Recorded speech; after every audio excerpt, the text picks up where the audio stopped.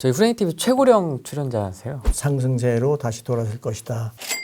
아니 서울에 집이 부족해서 지금 이 난리를 치고 있는 거잖아요. 그러면은 서울의 재건축 재개발을 좀 활성화할 수 있게끔 하면 되지 않을까요? 그걸 엄청 이렇게 억누르고 있는 느낌이거든요. 재건축 재개발만 허용을 해도 집값이 안정될 텐데 너무 안타깝다 그런 얘기를 하시는데요. 지금 집값이 상승하는 것은 주택의 절대량이 부족해서 그런 게 아니라 신축 아파트가 부족해서 집값이 오르는 거잖아요. 벌써 강남만 해도 전체 아파트 중에서 62%가 30년 이상 된 아파트거든요.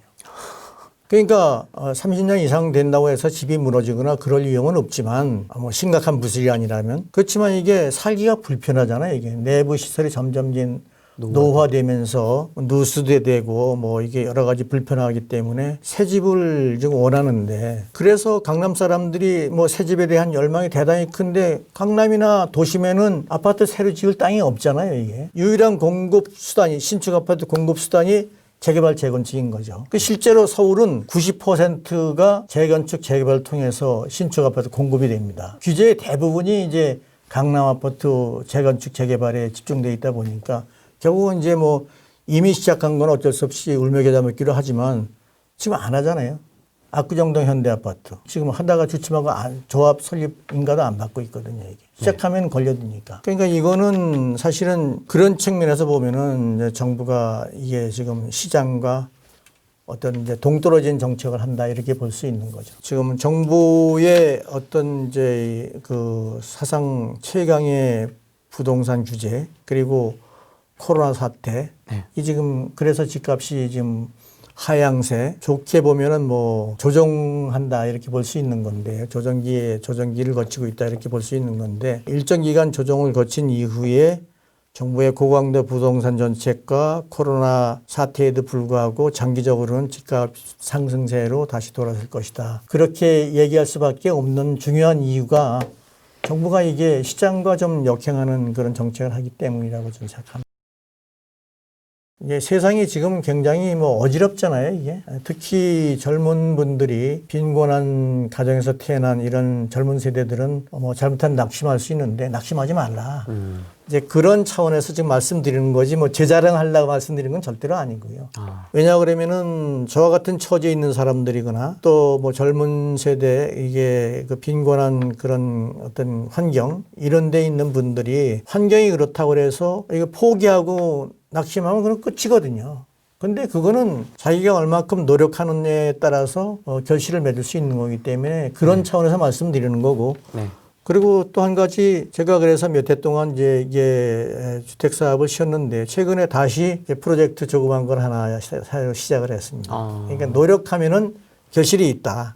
이제 그런 차원에서 말씀드리는 거지 독자분들께서 시청자분들께서 오해를 안 하셨으면 좋겠습니다. 근데 요새 또 그런 말도 있습니다. 이게 노력 갖고 되는 정도의 수준이 아니다. 지금 요즘 세상은 그렇게 얘기하는 2030 분들도 많이 이제 있어요. 뭐 그거는 보편적으로 보면 그런 거죠. 그건 뭐 그래서 요즘에는 뭐 옛날에는 개천에서 용난다고 그랬는데 지금은 개천에서 용날 수 없다. 뭐 이렇게 지금 단정적으로 얘기하잖아요. 그런데 저는 그렇지 않다고 생각합니다. 지금도 가능하다. 지금도 노력하면은 노력한 만큼의 결실은 있다. 또 실제로는 제가 35년 동안 주택 사업을 하는 사람이 물론 제 의사결정을 잘못했기 때문에 공동사업을 했지만 공동사업을 하다가 고래 싸움에 새우 등 터지는 격으로 한순간에 이게 기업이 몰락하고 보니까 너무 허망하고 처음에는 이제 몸을 뭐 이게 가눌 수조차도 없는 그런 상태까지 갔는데요. 제가 그 당시에 천일 기도를 했어요. 이해가 안 되시겠지만 매일 새벽에 일어나서 천일 기도를 이어서 했는데 그러면서 터득한 것이 끝이라고 생각하면 진짜 끝이다. 그러니까 뭔가 하자. 재물을 잃었지만 그래도 하나님이 건강을 주셨으니까 건강을 지키면서 지금 뭔가 해보자. 그래서 시작한 것이 공부였어요. 그게 지금 제가 공인중개사 따고 부동산 자산관리사 딴 게 불과 몇 해 안 됩니다. 그게 제가 이제 돋보기 쓰고 공부를 해야 되니까 저녁 되면은 이제 이게 눈물을 흘려가지고 이 얼굴이 이렇게 빨갛게 되고 뭐 이래서 이 흠집이 생기고 그럴 정도로다가 하루에 8시간을 꼬박 앉아서 공부를 하고 그것도 체계적으로 학원 한 번 안 가고 60대 후반에 공인중개사 단번에 1차 합격을 했어요. 그러니까 제가 이게 거듭 말씀드리지만 자랑하려고 그런 얘기가 아니라 노력하면 된다. 노력한 만큼은 반드시 하나님 주신다. 이걸 얘기하고 싶은 거예요. 후진들한테. 됩니다. 예. 반드시 됩니다. 저희 후레인 TV 최고령 출연자세요. 아, 그래요? 아니, 그래서 네. 제가 지난번에 얼떨결에 이제 그게 땅짓고 TV에 나가서 보니까 화면을 제 모습을 보니까 이게 너무 늙어 보이더라고요. 그래서 사실 이 후레인 TV에 나오기 위해서 이 머리 폼도 하고 아, 그렇습니까? 나이 좀 덜 들어 보이려고. 어때요? 괜찮아요? 네, 괜찮습니다. 네, 그래서 저희 이제 후레인 TV 시청자분들은 이제 다 후배분들이죠, 어떻게 보면. 투자 후배, 부동산 공부하는 후배분들이세요. 30대부터 50대까지 네. 계신데 끝으로 한 말씀 해주신다면. 부동산은 이제 우선 특징이 이 고가니까 이게 투자를 신중히 해야 된다. 주식과 다른 것은 주식은 뭐 체결이 뭐 몇 초면 체결이 되고 3일이면 이제 결제까지 완료가 되는데 부동산은 최소 3개월에서 뭐 6개월, 길게는 뭐 1년도 갈 수 있고 이렇게 거래 기간이 길고 그렇기 때문에 이제 그 얘기는 뭔가 그러면은 뭐 빈번하게 사고 팔 수가 없는 거죠, 이게. 구조적으로. 그래서 부동산 투자는 신중해야 된다.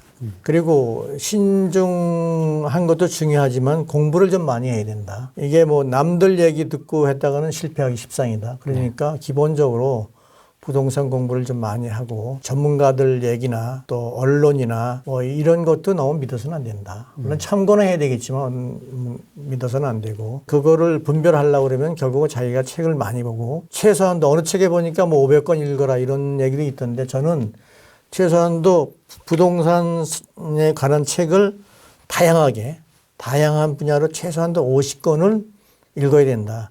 전 책 읽는데 최소한도 아무리 적게 읽어도 3번, 많게는 5번. 더 읽는 것도 있는데 저 읽는 건 이렇게 다 밑줄 쳐가면서 읽을 거예요. 그러니까 여기도 이렇게. 예, 그거는 이게 습관돼가지고 제 공인중개사 시험 준비할 때 노트를 만들었어요.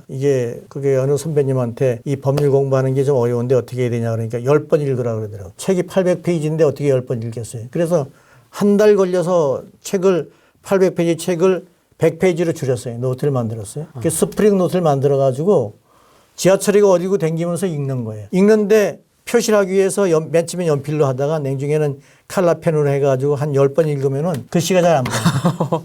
그러니까 반복해서 읽는 거 이게 제일 좋은 방법이라고 생각합니다. 그러면 길이 좀 보이거든요. 길이 보이니까 그런 다음에 투자의 이미지 뭐 이게 누가 전문가다. 요즘에 보니까 뭐 전문가라고 얘기 듣고선 투자했다가 뭐 패가 망신한 사람 많이 있더라고요.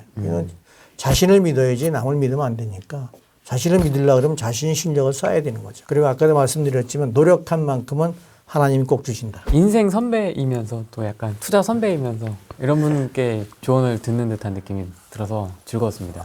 예. 근데 뭐 제가 오늘 뭐 두서없이 장황하게 얘기를 했는데 좀 편집을 잘 해주셔가지고 뭐 불필요한 얘기는 좀 빼주시고 하여간 우리 시청자분들이나 독자분들한테 조금이라도 이제 도움이 됐으면 참 좋겠습니다. 네, 알겠습니다. 오늘 촬영 여기까지 하겠습니다. 네네. 고맙습니다.